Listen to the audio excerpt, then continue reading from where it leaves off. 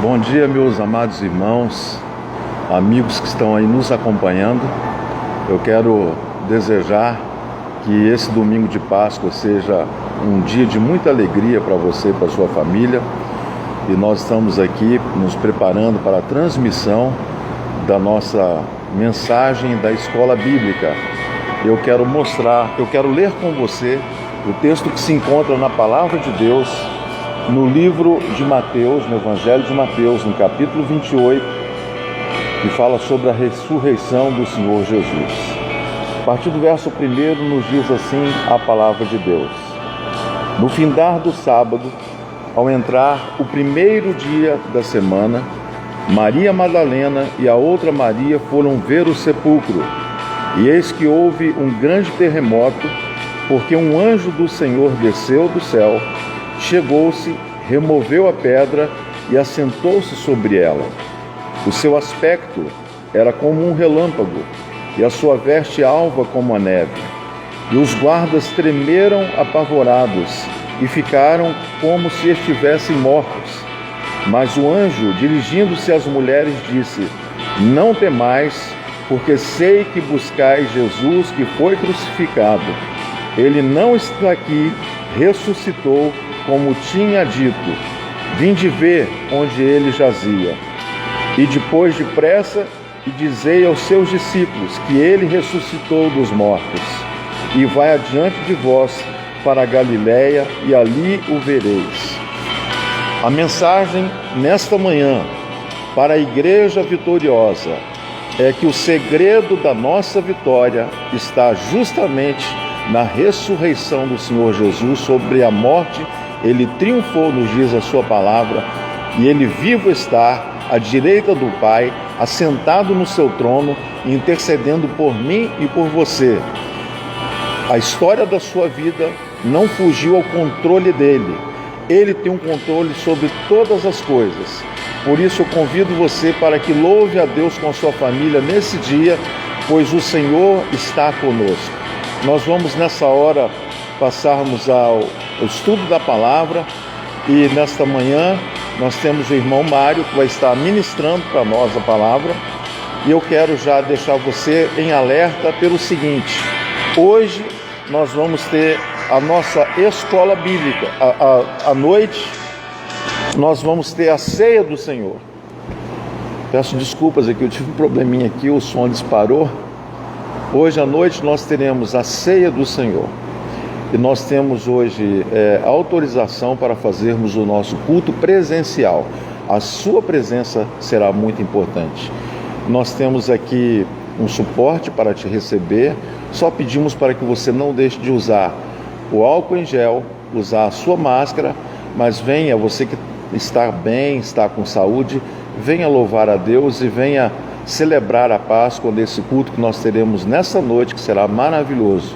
Sem perda de tempo, nós vamos estudar a palavra de Deus. Graça e paz, irmãos, amados, pertencentes à grande família de Deus e aqueles que estão também em toda a vontade de participar e ser também um membro da família de Deus, aquela gloriosa graça do Senhor para cada um de vocês. A lição que nós vamos estudar hoje é a lição número 9 da revista, né? Vocês podem acompanhar quem tiver a lição, a revista. O título dela é Evangelho da Eleição. E se encontra o nosso texto bíblico no livro da carta do apóstolo Paulo aos Efésios, capítulo 1, versículo de 1 a 14. Efésios, capítulo 1, versículo de 1 a 14. E a palavra de Deus nos diz: Eu, Paulo, apóstolo de Cristo Jesus, pela vontade de Deus, escrevo esta carta ao povo de Deus na cidade de Éfeso, o povo que é fiel por estar unidos com Jesus Cristo. Que a graça e a paz de Deus, o nosso Pai, e do Senhor Jesus estejam com vocês. Agradeçamos ao Deus e Pai do nosso Senhor Jesus Cristo, pois Ele nos tem abençoado por estarmos unidos com Cristo, dando-nos todos os dons espirituais no mundo celestial. Antes da criação do mundo, Deus já havia escolhido para pertencermos a Ele, sendo unidos com Cristo, a fim de sermos somente dele e estarmos sem culpa diante dele. Por causa do seu amor por nós, Deus já havia resolvido que nos faria seus filhos por meio de Jesus Cristo, pois este era o seu prazer e a sua vontade. Portanto, louvemos a Deus pela sua gloriosa graça que Ele nos deu gratuitamente por meio do seu querido Filho. Pois pela morte de Cristo, na cruz do Calvário, somos libertados, isto é, os nossos pecados são perdoados. Os nossos pecados são perdoados. Como é maravilhosa a graça de Deus que Ele nos deu com tanta fartura. Deus, em toda a sua sabedoria e entendimento, fez o que havia resolvido e nos revelou o plano secreto que tinha decidido realizar por meio de Cristo. Esse plano é de unir. Esse plano é de unir no tempo certo, debaixo da autoridade de Cristo, tudo o que há no céu e tudo o que há na terra. Pois tudo é feito de acordo com o plano e a decisão de Deus. Vou repetir. Pois tudo é feito de acordo com o plano e a decisão de Deus. Ele nos escolheu para sermos o seu próprio povo, unidos com Cristo, de acordo com a sua vontade e com o que Ele havia decidido desde a fundação do mundo.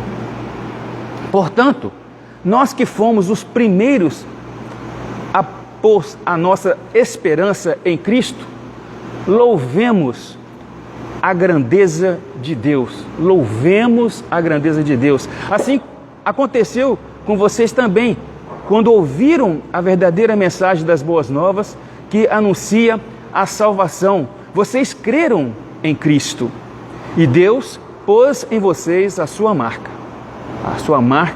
de proprietário, quando lhes deu o Espírito Santo que tinha prometido. O Espírito é a garantia de que receberemos o que Deus prometeu ao seu povo e de que Deus dará completa liberdade aos que são seus. Aos que são seus, Ele deu completa liberdade. Portanto, louvemos a sua grandeza. Feche os seus olhos. Pai, diante da Tua palavra, Senhor, eu quero que Tu fala aos nossos corações. Que nós possamos, Senhor, ouvir a Tua voz, aonde nós estivermos. Pai, fala nesta manhã gloriosa e nós Te louvamos e Te agradecemos no nome santo e precioso de Jesus. Amém.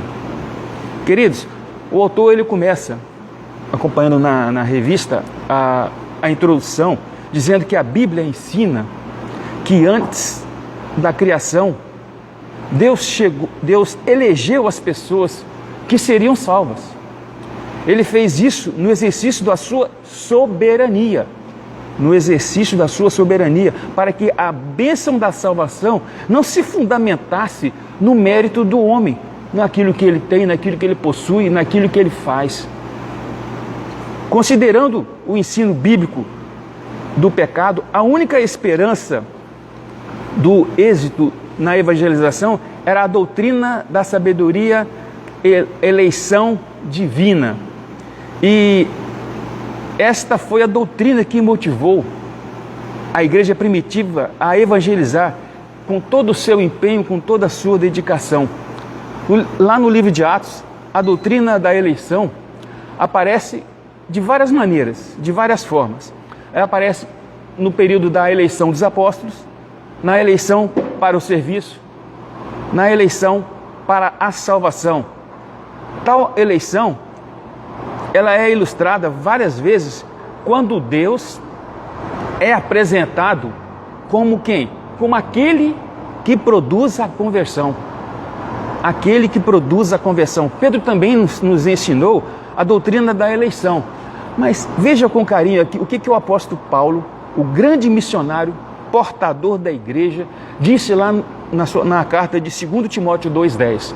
Nos diz o seguinte, a palavra de Deus: por isso, tudo suporto por causa dos eleitos, para que também eles alcancem a salvação que está em Cristo Jesus com glória eterna. A salvação que está em Cristo Jesus. E nós vimos o autor aqui, ele começou a narrar o conteúdo dividido em 3 partes. Ele começou a falar Deus Pai, Deus Filho e Deus Espírito Santo. Então a primeira parte, Deus Pai, ele é o autor da eleição. Preste bem, Deus é o autor da nossa salvação. Foi Ele que planejou a salvação para todos nós. A doutrina da salvação fundamenta-se na doutrina da eleição.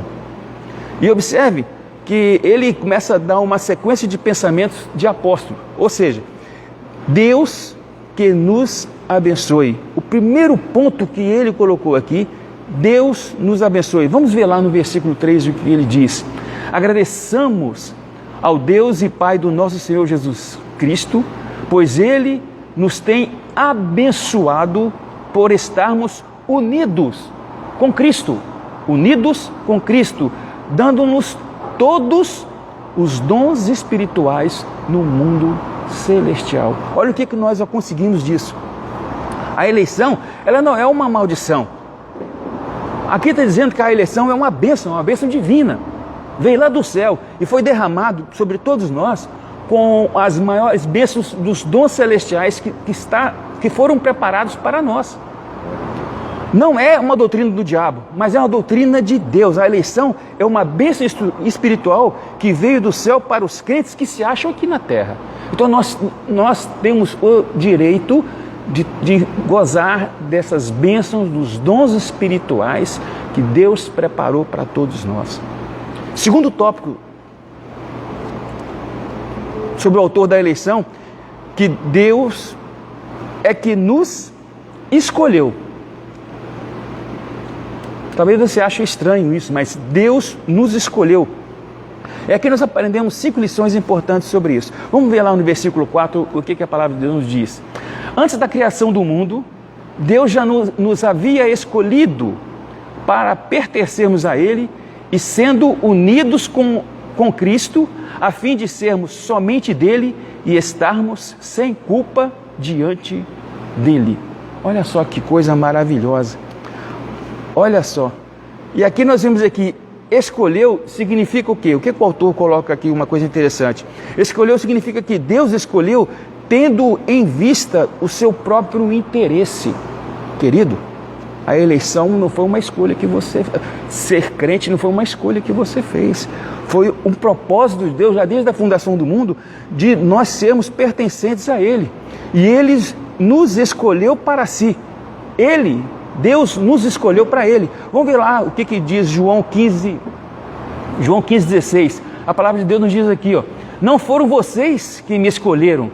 Pelo contrário, eu os escolhi e os designei para que vão e deem frutos, e o fruto de vocês permaneçam, a fim de que tudo o que pedirem ao meu Pai em meu nome, eu lhes conceda. Em 2 Tessalonicenses 2:13, a palavra de Deus nos diz: mas devemos sempre dar graças a Deus por vocês, irmãos amados, pelo Senhor, porque Deus os escolheu desde o princípio para a salvação, para a santificação do Espírito e a fé verdadeira. Não é uma escolha. Ser cristão, ser crente não é uma escolha minha. Foi uma decisão que Deus escolheu desde o princípio. Nós sermos eleitos por Ele. E o outro tema interessante dessa escolha, que o tempo de Deus, ele teve um tempo de Deus na eleição. E olha aqui, vejamos o que diz no versículo 4 também. Ele disse aqui no versículo 4 que Deus já nos havia escolhido para pertencermos a Ele, sendo unidos com Cristo, a fim de sermos somente dele e estarmos sem culpa diante dele. Querido, Ele, antes da fundação do mundo, Ele nos escolheu. Antes da criação, Ele nos escolheu. Antes da fundação do mundo, antes da criação, Ele já havia nos escolhido. Eu estou batendo nessa tecla para você entender que você foi eleito, escolhido de Deus. Mas teve um objetivo nessa eleição. Nessa eleição teve o objetivo que Deus nos escolheu, isto é, para sermos santos e fiéis. E os crentes em Jesus significa que não fomos nós que escolhemos para ser cristãos, mas Ele nos escolheu para sermos cristãos. É importante você perceber que essa escolha foi feita por Deus. Mas teve um propósito nisso, teve um propósito nessa eleição.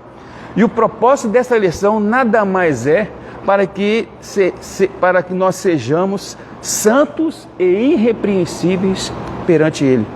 Santos e irrepreensíveis perante Ele.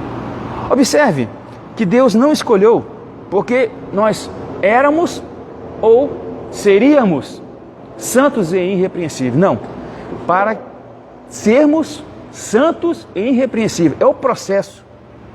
A doutrina da eleição, ela produz três coisas importantes, que é a salvação, que é a santificação, é o processo de santificação, quer dizer, salvação, santificação e a glorificação. São processos que Ele determinou para os seus escolhidos. Então, é interessante você observar que você está diante do propósito da graça de Deus, do propósito da graça de Deus. E o quinto item desse propósito, nós vimos que tem o segredo da eleição. Esse segredo da eleição, nós não sabemos realmente quem são os eleitos e quantos são realmente os escolhidos. Somente Deus sabe, e cada nome que está escrito lá no livro da vida. Só Deus sabe. Nem o Filho sabe, nem o Espírito Santo sabe. É interessante que em Apocalipse nos fala lá que a abertura do livro do Cordeiro será feita para a pessoa do Filho ele não sabe nem o que está escrito lá. Somente Deus sabe o nome das pessoas que Ele colocou antes da fundação do mundo para fazer parte da grande família de Deus.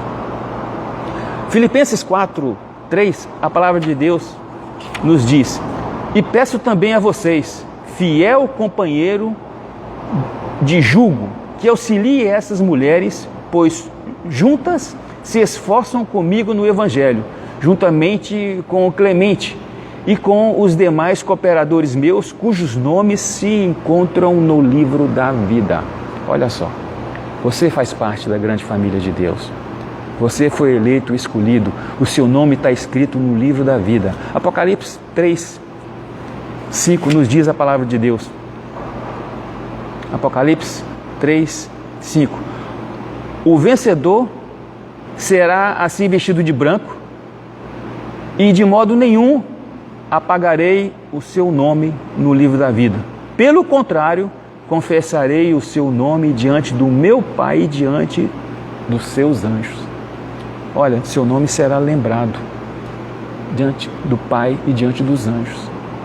Então, você, eleito, nós não sabemos o nome, mas sabemos que você foi chamado para fazer parte da grande família de Deus. Porque Ele tem uma coisa muito interessante que Deus colocou aqui, que foi, não só Ele elegeu, mas Ele predestinou. Olha só que coisa fantástica. Ele predestinou. E essa predestinação está na palavra dele aqui no versículo 5. Vamos ver o que diz o versículo 5. Deus já havia resolvido que nos faria seus filhos por meio de Jesus Cristo, pois este era o seu prazer, este era a sua vontade. Então a vontade de Deus é isso.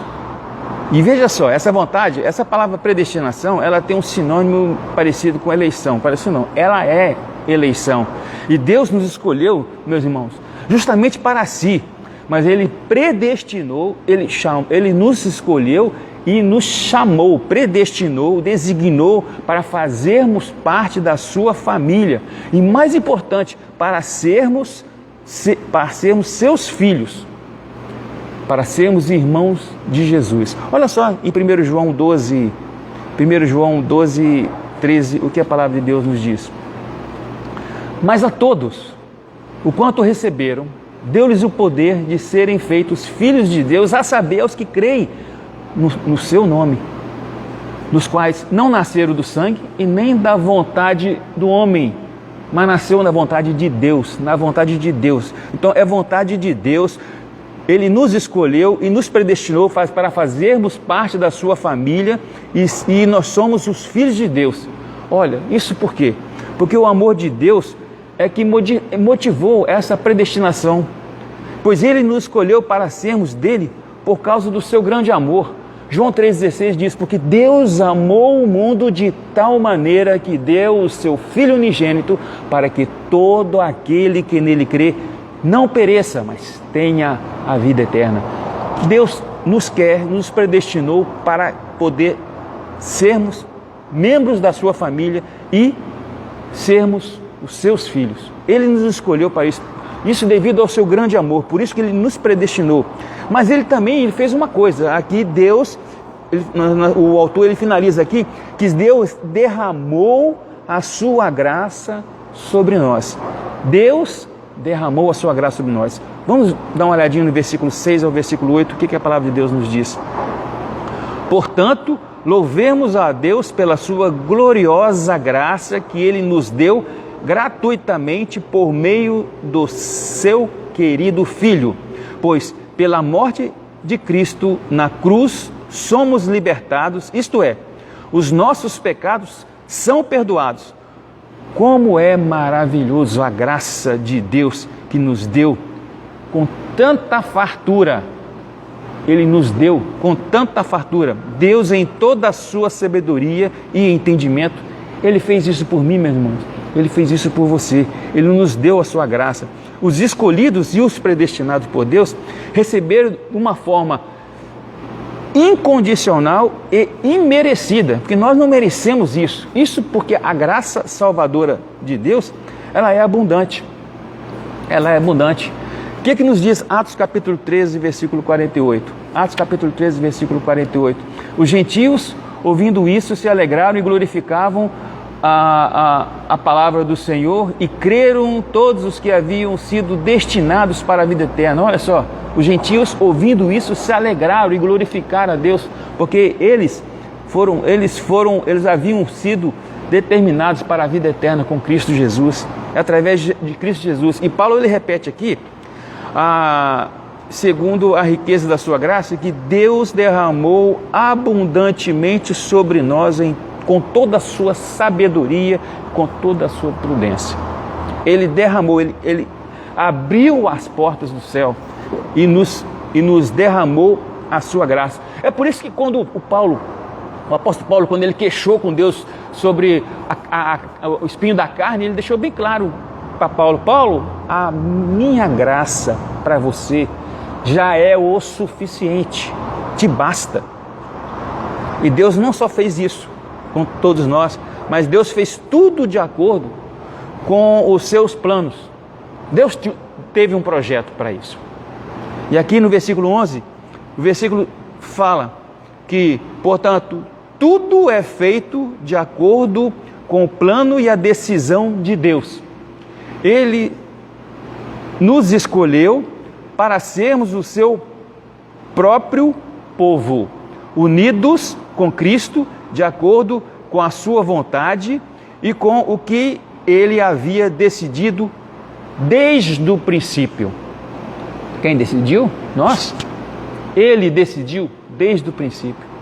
Então, aqui nós podemos ver que Deus governa o mundo. Não cai uma folha se não for por ordem de Deus. Deus governa o mundo, Ele governa a história, de acordo com seus planos e projetos. Nós somos o povo de Deus pela vontade dEle e não pela nossa escolha. Pela vontade de Deus, nós somos o povo, nós estamos incluídos no plano de Deus. No plano de Deus. E olha só o que diz João 6,39. João 6,39, a palavra de Deus nos diz: e a vontade de quem me enviou é esta, que eu não perca nenhum de todos os que com ele me deu. Pelo contrário, eu os ressuscitarei no último dia. Eu os ressuscitarei no último dia. Jesus não descartou você. Você está incluído no plano de Deus. Você escolheu Jesus, aceitou Jesus como seu Senhor e Salvador. Você está no projeto de Deus, você está nos planos de Deus. E o autor, ele termina a primeira parte dizendo o plano dele, o plano de Deus para a vida de todos nós. Agora ele começa a narrar o plano do Filho, Deus Filho, né? Jesus executa a salvação dos eleitos. Olhe bem, nós conhecemos agora o projeto de Deus, agora vamos conhecer o projeto do Filho. Jesus é quem executou na cruz a nossa salvação. E nele temos acesso. E nele temos acesso a 4 bênçãos que o autor deixou escrito aqui. Primeira bênção é que em Jesus nós temos a adoção de filhos. Em Jesus nós temos a adoção de filhos. Vamos ver lá o que diz no versículo 5. Versículo 5 nos diz: Deus já havia resolvido que nos faria seus filhos por meio de Jesus Cristo, pois essa era o seu prazer e a sua vontade. A eleição tem como objetivo a adoção. Nos tornarmos filhos de Deus. Mas nos tornarmos como? No ato da conversão, né? Nós já lemos aqui em João 1,12: mas a todos quanto receberam, deu-lhes o poder de serem feitos filhos de Deus, aos que creem no seu nome, no nome de Jesus. A todos que receberam Jesus Cristo como Senhor e Salvador da sua vida, você fez parte do plano de adoção como filho de Deus por intermédio de Jesus Cristo. Podemos chamar Deus de Abba Pai e recebemos o Espírito de adoção. Participarmos da natureza divina. Participarmos da natureza divina. O que diz 2 Pedro 1:4? 2 Pedro 1.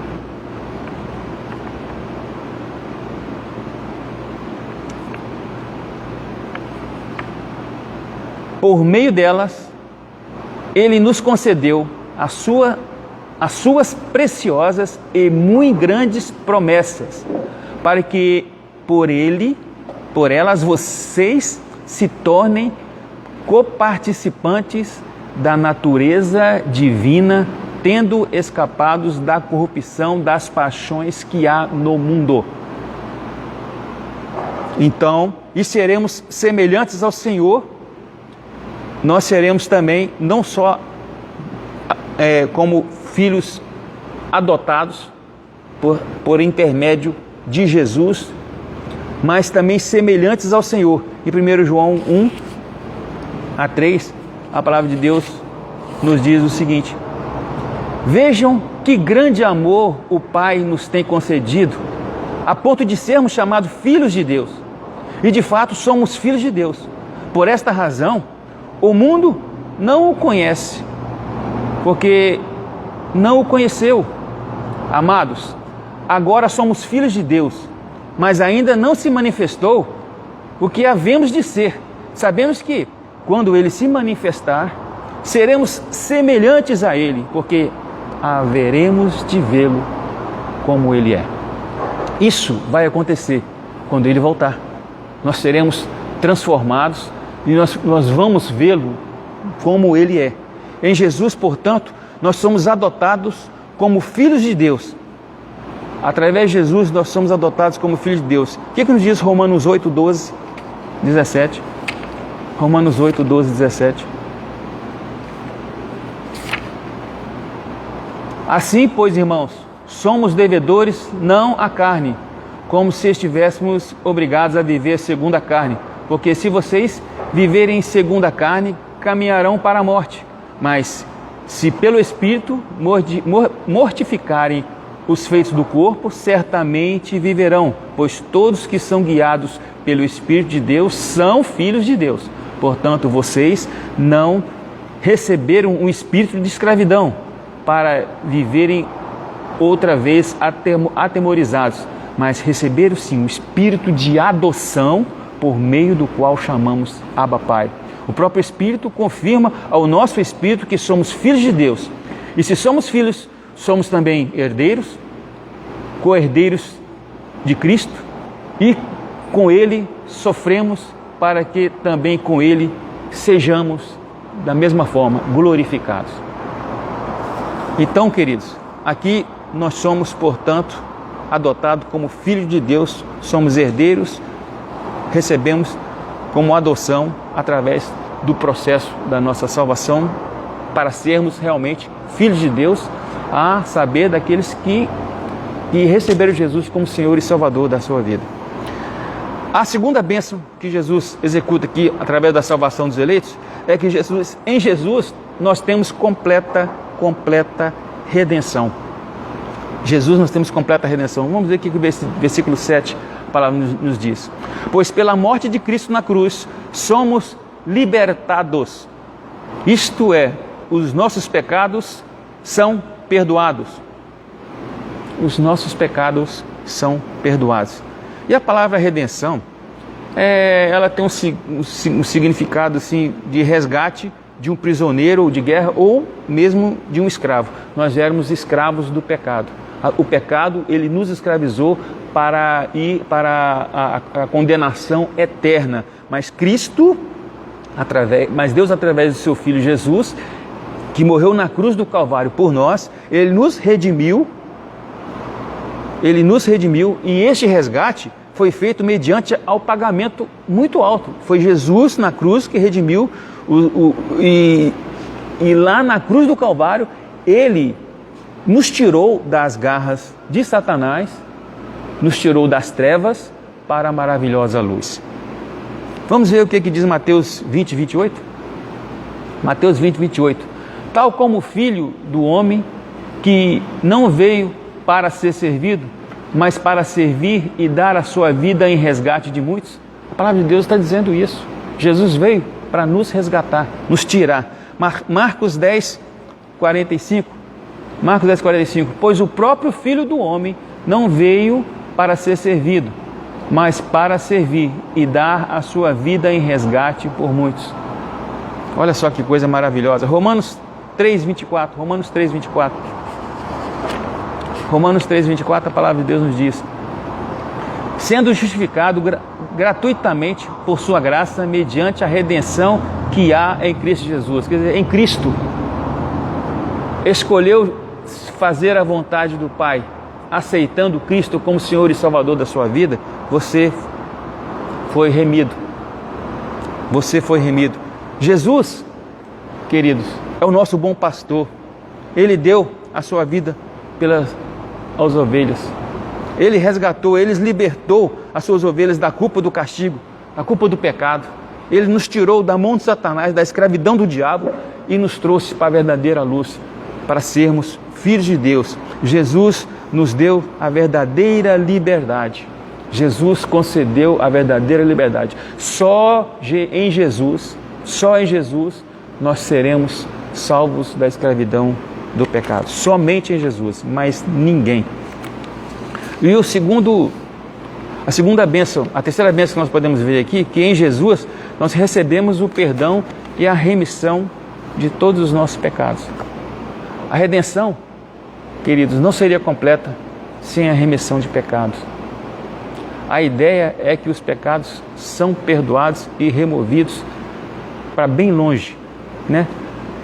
Olha o que diz Isaías capítulo 44, 22. Desfaço as suas transgressões como a névoa e os seus pecados como a nuvem. Volte para mim, porque eu os remi. Volte para mim, porque eu os remi. 1 João 1, versículo 9.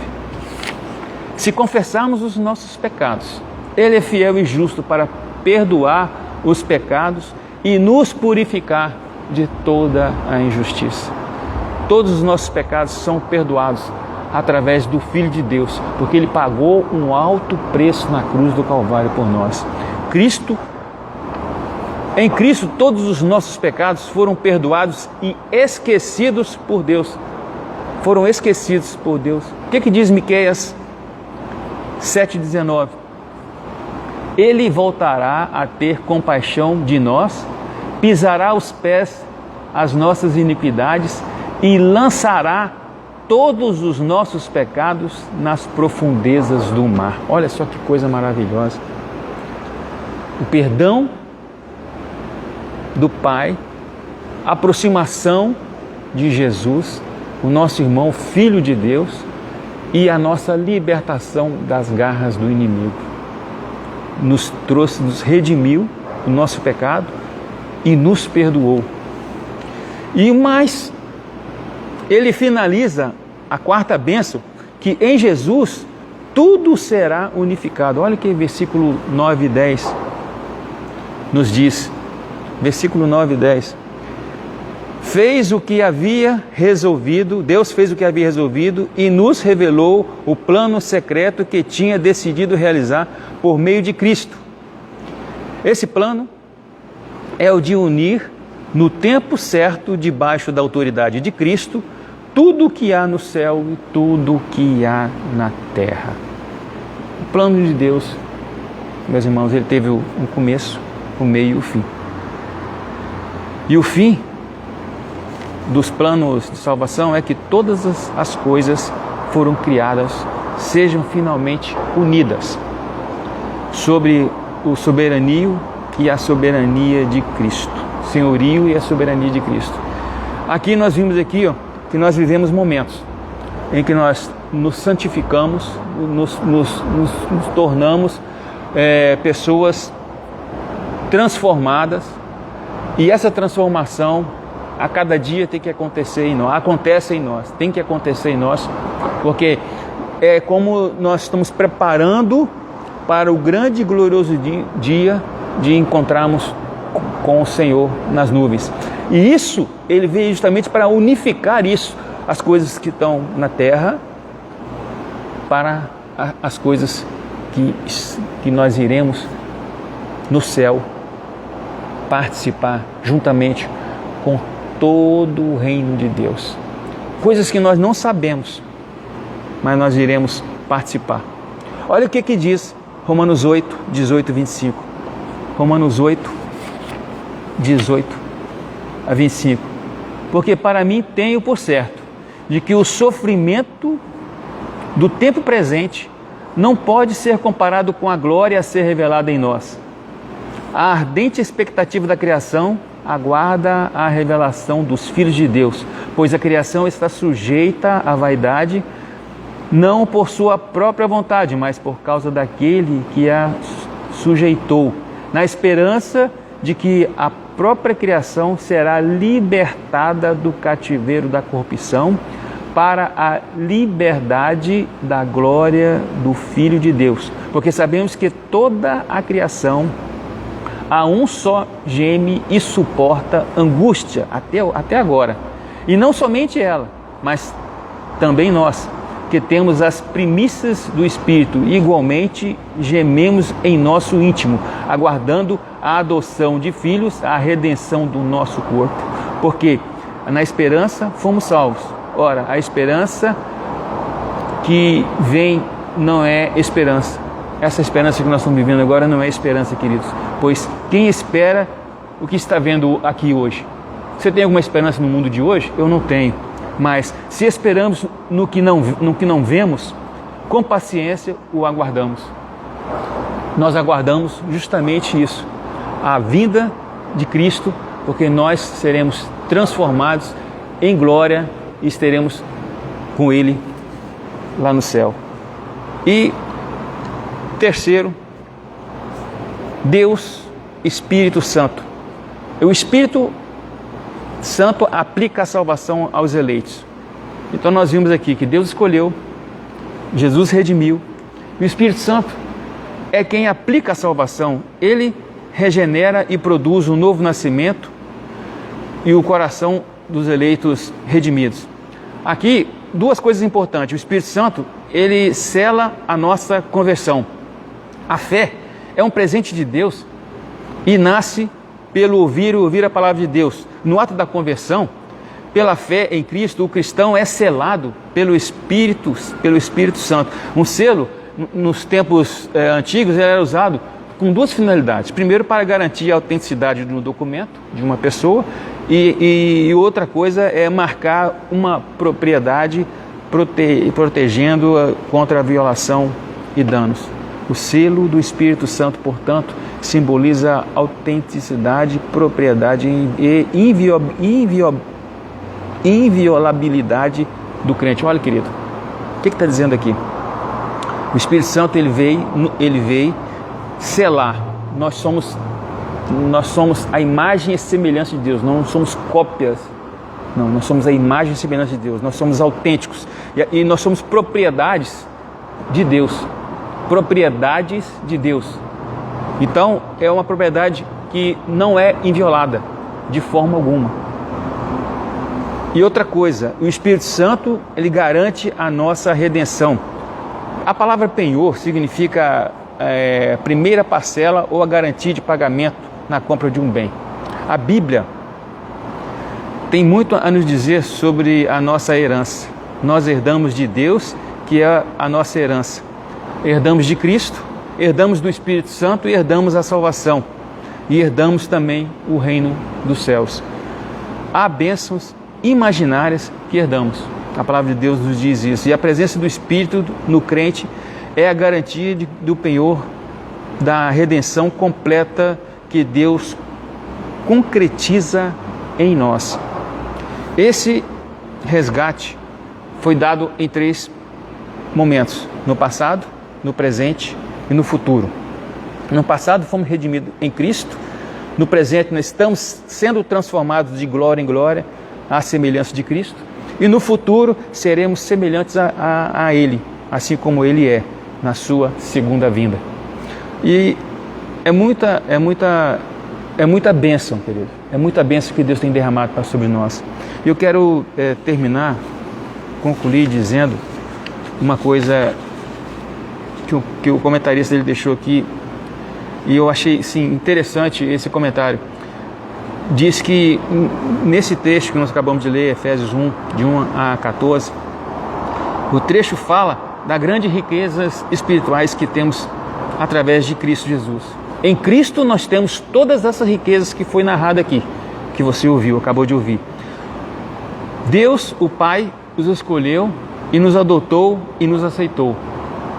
O Deus, o Filho, Ele nos redimiu, nos perdoou e nos revelou a vontade de Deus e nos fez a herança. Através de Jesus, nós recebemos a herança dos céus. E Deus, o Espírito, nos selou e nos penhorou. Nossa riqueza, portanto, vem de Deus. São concedidas pela graça de Deus e para a sua glória, e as suas riquezas não param por aí. Nós não sabemos as coisas que Deus tem revelado. Aqui a palavra de Deus, ela deixou bem clara disso, que está lá em 1 Coríntios 2,9, mas como está escrito, nem os olhos viram, nem ouvidos ouviram, nem jamais penetrou no coração humano o que Deus tem preparado para aqueles que o amam. Querido, Deus tem preparado o seu reino para você. Mas você tem que fazer parte